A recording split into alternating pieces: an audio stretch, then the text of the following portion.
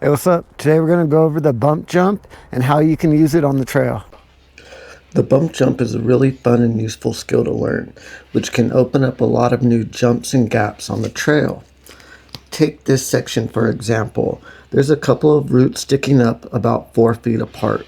We can use the bump jump to launch off the first one and land past the second one. You're basically using a rock, log, or root to launch off using a similar technique as the bunny or jayhawk.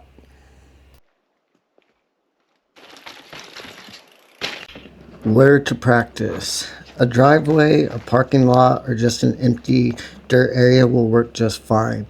I suggest using a 2x4 to practice on, but here I'm just using a log, which also works. When you're first starting out, I recommend going at a slow to moderate pace. If you're going too slow, when your front wheel hits the bump, it's going to take longer until your back wheel hits it, and you may have trouble holding the front wheel up long enough. Now, if you're going too fast, everything is just going to be sped up. So you're not going to have enough time to really get the feel for the proper technique of doing this skill.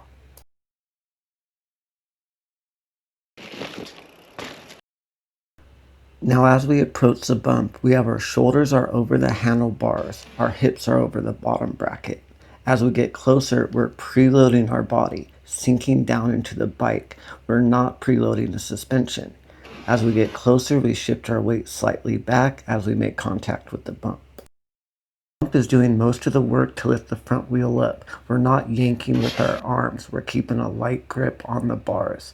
Now the next part is key. You want to push your pedals to push the back end into the log or 2x4.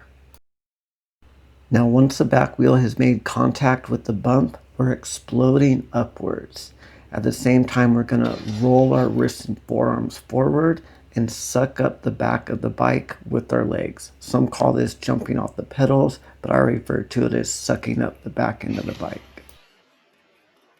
Now, timing is key with this technique. You're really going to want to get a feel for, okay, once my front wheel hits the bump, it's how long until the rear wheel hits it. Then you want to start practicing at faster speeds and slower speeds so you really become a master at this technique.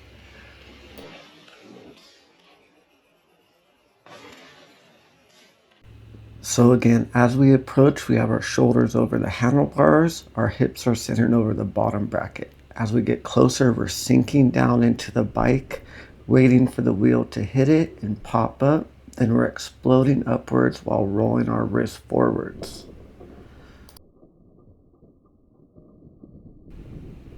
Next, we'll go over a couple more trail examples. Here we have this little rock slab that at the top of it, it has about a 2 or 3 inch bump that will work perfect to bump jump off of it.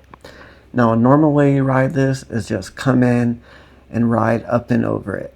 But at speeds with that little bump, it can become sketchy. So a much easier and more fun way is just use that little bump at the top to perform the bump jump, and we can clear the whole slab and land flat, which will be a lot more safer actually at speeds.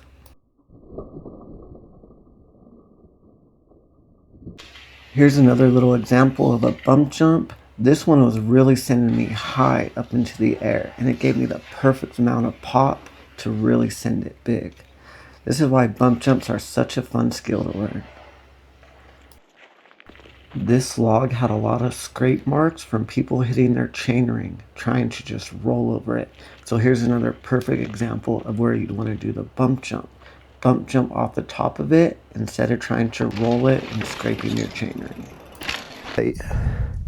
Also, guys, I have an ebook out, The Complete Guide to Jumping Mountain Bikes. I'll leave the link in the description, so definitely check it out. It helps support the channel, and I think it will greatly help you improve your jumping skills. All right, well, I hope this video helped you.